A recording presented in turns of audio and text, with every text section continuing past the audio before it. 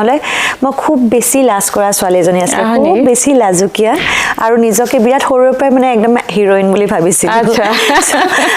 মানে আইনাৰ আগত চাই যে টেবুলৰ আগত মাৰ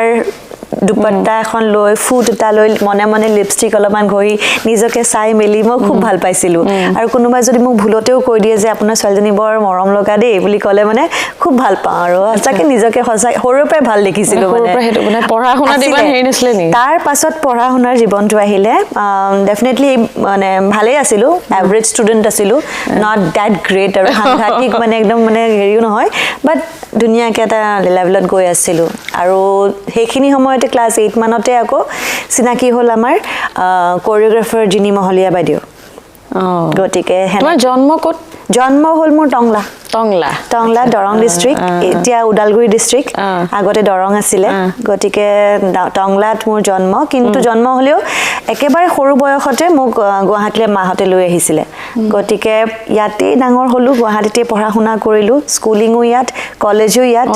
গতিকে সব গুৱাহাটী আৰু গুৱাহাটীতে কৰিলা